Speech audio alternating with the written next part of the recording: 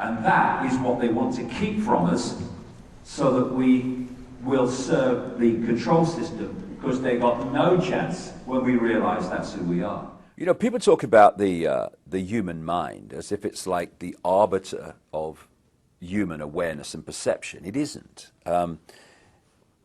This is why it's so important to get across and for people to realize what the nature of this reality is that we're experiencing.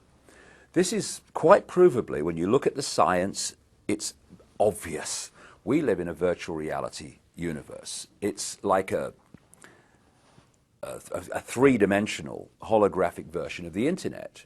If you go on the internet in Australia or South Africa or South America or Los Angeles, you're all accessing the same collective reality through the computer. Well, we, in our prime state, are consciousness, not form, but awareness. And this awareness experiences this tiny frequency range we call this world, just a tiny frequency range called visible light, through a interface called body-mind. If I want to go on the internet, I can't just go on the internet. I have to have a conduit to go on the internet, a computer.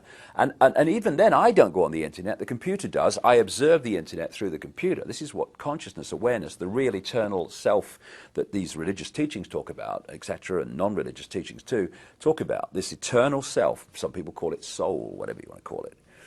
And if you hold that awareness to that higher level of self, you're in this world, if you like, physically and experiencing it, but your point of observation is outside of this manipulated reality. And through the lens of body-mind, you can see things that the body-mind in this world and of it cannot see. And the more the system, when you study it, from cradle to grave, be it education, media, all these things, they're all, even religion to a large extent, is designed to pull our focus of attention into body-mind. It's the same, a very good analogy is you're on the internet and suddenly the computer takes control of what you think of the internet, where you go on the internet and the decisions you make. And the more entrapped you are in mind-body perception, i.e. the five senses, and look at society, it's all about pulling us into the five senses. Look at this, listen to this, taste this, feel this, all trying to hold us in the five senses. The more entrapped you are, the longer it takes, the more powerful the transformation has to be for you to wake up, open your mind, and go to higher levels of your awareness. What has been happening, I've seen this all over the world, I've been to 50 countries, it's happening everywhere over the last 20 years, is more and more people are going through this process, they call it transformation, whatever, where they open their mind and they let their true self consciousness in. Now consciousness is looking from this perspective, mind's looking from here, and that's why they want to keep us entrapped in mind-body perception, because we're looking here, we can see one dot, maybe two dots at a time. We can't connect the dots and see what's going on. Once you become conscious beyond body-mind, suddenly, oh, I can see how it fits together now. I've come across people only recently who've gone from this to this in literally weeks. Why couldn't I see it before? They say it's so obvious, because you were there before and now you're there. That's why it's obvious. And so this fork in the road, where people are deciding, are they going to keep on the way we're going and end up in this fascist control system, or are they going to go this way and break out into true freedom? In many ways, fundamentally, not in many ways, this fork on the road, in the road is, are you going to stay in mind and think you are Fred Jones, born in Pittsburgh in 1942, that's who you are? Or are you going to open your mind to who you really are, which is consciousness, infinite, eternal consciousness, having an experience as that man, born in 1942, whatever I said.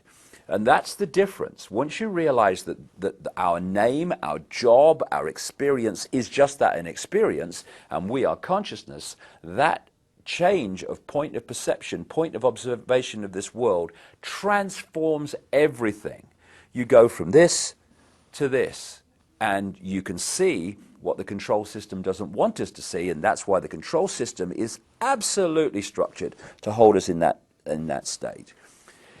The power of human consciousness is demonstrable by the fact that despite all the things that are thrown at us, the cradle-to-grave programming, vast numbers and an exponential curve of numbers are now waking up from it. And it's this awakening that is going to bring this control system down. Not tomorrow, not next year, not the year after, not in 2012 like so many people kind of talk about, but I reckon about 2016, this awakening will have reached the point where the tipping point comes and this control system comes down, because the control system is absolutely founded completely in terms of its existence on humanity being there and not there.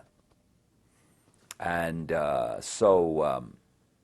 they may seem confident and arrogant, and it may seem like that, and it will seem that for a few years, but it's coming down, and it's coming down because humans are waking up. And this appears to be what's going on in the world, but actually it's just a stage show that manipulates human perception so that we accept things happening which increase all the time the control of this system over the mass of humanity.